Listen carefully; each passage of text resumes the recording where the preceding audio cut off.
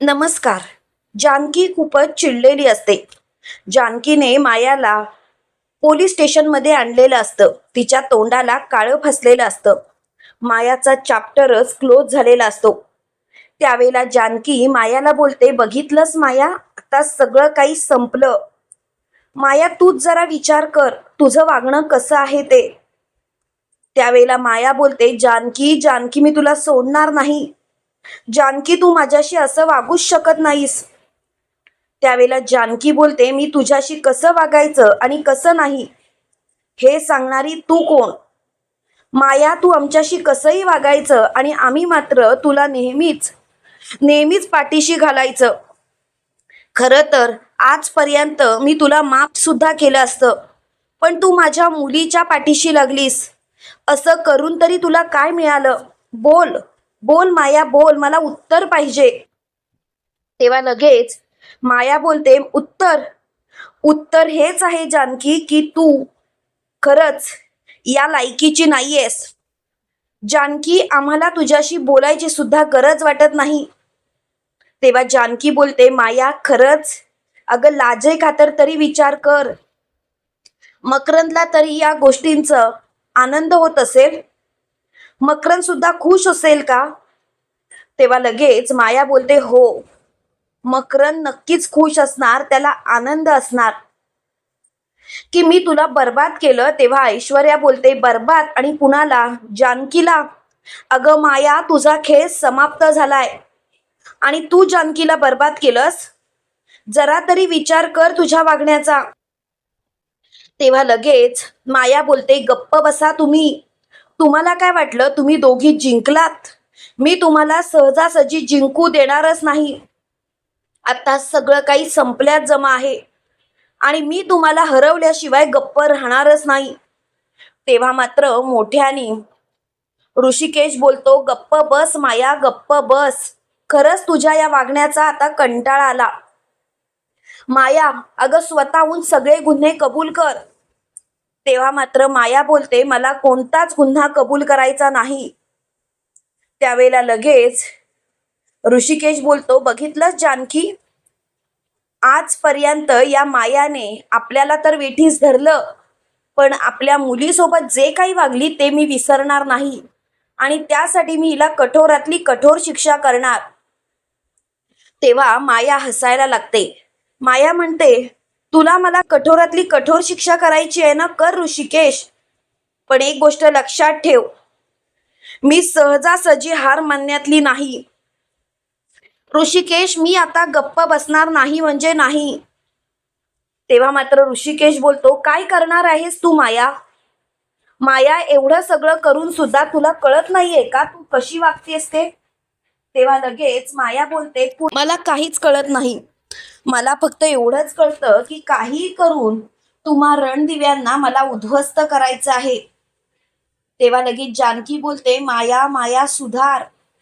तेव्हा लगेच इन्स्पेक्टर साहेब बोलतात, जानकी ताई, तुम्ही नका काळजी करू, तुम्हाला काळजी करायची गरजच नाही.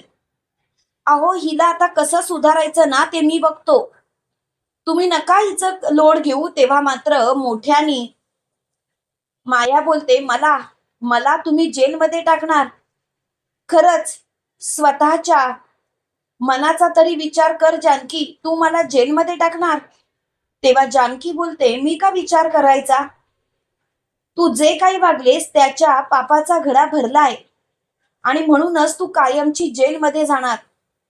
हे ऐकल्यानंतर इन्स्पेक्टर साहेबांच्या पॅन्टला लावलेली गन माया हिसकावून घेते आणि ती जानकीवरती धरते. तेव्हा मात्र मोठ्यानी ऋषिकेश मायाला वरती ओरडतो. तो मायाला बोलतो, माया, तू जे काही करतेस ते थांबव. माया, तू हे योग्य करत नाहीयेस. पण माया मात्र काहीच ऐकायला तयार नसते. मायाला जे काही करायचं असतं ते माया मोठ्याने ओरडून सांगत असते आणि माया म्हणत असते, पुरे, मला आता या जानकीला संपवायचं आहे.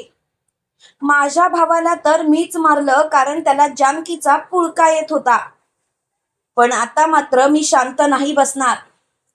काहीही करून मी याला संपवणारच. तेव्हा मात्र लगेच ऐश्वर्या बोलते, तू काय करतेस कळतंय का तुला? जरा विचार कर. त्यावेळेला माया बोलते, तू गप्प बस, मध्ये मध्ये उगाच येऊ नकोस. आणि तुला जर का या जानकीचा एवढाच पुळका येत असेल ना, तर एक गोष्ट लक्षात ठेव, स्वतः सुद्धा मरायला तयार राहा. तेव्हा मात्र ऐश्वर्या बोलते, माया हे सर्व असं करू नकोस. तेव्हा ऋषिकेश बोलतो, तुला सांगून काहीच उपयोग होणार नाही, कारण तिला जसं वागायचं आहे तसं ती वागणारच. पण आता आता मला जे करायचंय ते मी करणार. पण त्याच्या आधीच मायाने जानकीवरती गोळी झाडलेली असते. जानकी रक्तबंबाळ झालेली असते. ते बघून ऋषिकेश खूपच घाबरतो. ऋषिकेश मोठ्याने ओरडतो, जानकी. तेव्हा मात्र माया लगेच तिथून निसटण्याचा प्रयत्न करत असते. तेवढ्यात ऐश्वर्या मायाचा हात धरते आणि मायाचा हात घट्ट पकडून ठेवते. मायाला बोलते, माया, तुला मी सहजासहजी नाही सोडणार. माया, तुझी ही नाटकं बंद कर. माया, तू जानकीवरती गोळी का झाडलीस? का तिला संपवण्याचा प्रयत्न केलास? तेव्हा माया बोलते, पुरे. ऐश्वर्या, माझा हात सोड. तेव्हा ऐश्वर्या बोलते, नाही माया, तुझा खेळ समाप्त झालाय आणि आता तू जेलमध्ये जाणारच.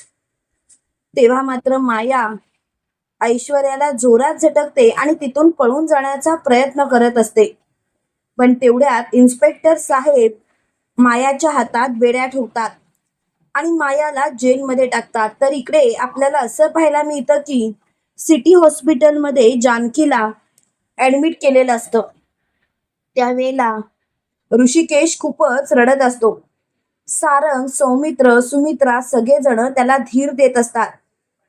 तेव्हा लगेच ऋषिकेश बोलतो, आई, माझ्या जानकीला जर का काही झालं ना, तर मी स्वतःला माफ करणार नाही.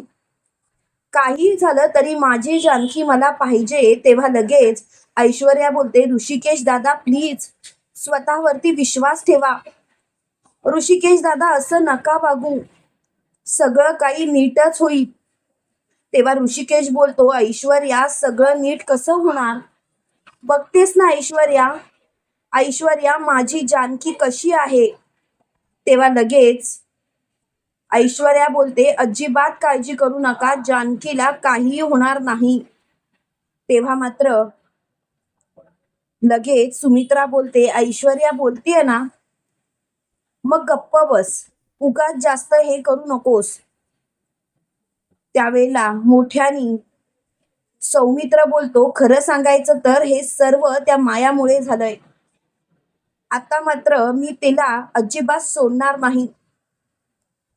काही झालं तरी लवकरात लवकर मला तिला धडा शिकवायचा. त्यावेळेला ऐश्वर्या ऋषिकेशला बोलते, ऋषिकेश दादा, काळजी करू नका, आपण मायाला कठोरातली कठोर शिक्षा करू. पण आता आपल्यासाठी जास्त महत्वाचं काय आहे, तर काही झालं तरी जानकीताईंचा जीव वाचणं महत्वाचं आहे. बाकी कोणत्याच गोष्टीचा तुम्ही विचारच करू नका. तेव्हा मात्र ऋषिकेश ऐश्वर्याला बोलतो, ऐश्वर्या, खरंच खरंच तुला असं वाटतं की ती माया कायमची गजाआड जाईल? इकडे मात्र जानकी खूपच क्रिटिकल अवस्थेत असते. डॉक्टरांनी ऋषिकेशला सांगितलेलं असतं, खरं सांगू का, तर त्यांना वाचवणं आपल्या हातात नाही. आता जे काही आहे ते वरच्याच्याच हातात आहे. हे ऐकल्यानंतर डॉक्टर असं बोलल्यानंतर ऋषिकेश बोलतो, डॉक्टर, काही करा पण माझ्या जानकीचा जीव वाचवा. प्लीज डॉक्टर, प्लीज, माझ्या जानकीला वाचवलं तर बरं होईल. त्यावेळेला लगेच डॉक्टर म्हणतात, हे बघा, मी डॉक्टर आहे, मी माझ्या परीने प्रयत्न केलेत, पण प्लीज तुम्ही सुद्धा समजून घ्या, मी असं नाही करू शकत. खरं सांगायचं तर आता जे काही आहे ते वरच्याच्याच हातात आहे. हे ऐकल्यानंतर चांगलाच धक्का ऋषिकेशला बसलेला असतो. इकडे ऐश्वर्या सारंगला बोलते, सारंग, तुम्ही ऋषिकेश दादांना सावरा, कारण ते आता खूपच खचले, जानकी ताईंना काहीच होणार नाही. तेव्हा मात्र ऋषिकेश बोलतो, माझ्या जानकीला काहीही झालं ना, तरी सुद्धा मी त्याचं तोंड पाहणार नाही. तर इकडे आपल्याला असं पाहायला मिळतं, ऋषिकेश सुमित्राला बोलतो, आई आजपर्यंत मी सगळं काही तू सांगितल्या पद्धतीने केलं, पण तरी सुद्धा माझ्या जानकीच्याच आयुष्याशी हा खेळ का? तेव्हा लगेच सुमित्रा बोलते, ऋषिकेश शांत हो आणि स्वतःला शांत ठेव. असं नको वागूस प्लीज. ऋषिकेश तू जर का स्वतःला शांत केलंस तर बरं होईल. तेव्हा मात्र ऋषिकेश मोठ्याने बोलतो, मला आता कोणाचं काहीच ऐकायचं नाही आहे. आता प्लीज या सर्व गोष्टी बंद करा आणि तुम्ही जर का या सर्व गोष्टी बंद केल्यात ना तर बरं होईल. तेव्हा मात्र त्याची खूपच चिडचिड झालेली असते. त्याच वेळेला लगेच सुमित्रा बोलते, ऋषिकेश जानकीला काही होणार नाही. आणि तेवढ्यात ऐश्वर्या मोठ्याने ओरडते, ऋषिकेश दादा जानकी ताई शुद्धीवर आल्यात. हे ऐकताच ऋषिकेशला खूपच आनंद होतो. तुम्हाला काय वाटतं मित्रांनो, खरोखर जानकी शुद्धीवर आल्यानंतर मायाचा चॅप्टर कायमचा क्लोज झालेला असेल? कमेंट करून नक्की कळवा आणि असेच मालिकेंचे नवनवीन अपडेट पाहण्यासाठी व्हिडिओला लाईक आणि चॅनलला सबस्क्राईब करायला विसरू नका. थँक्यू.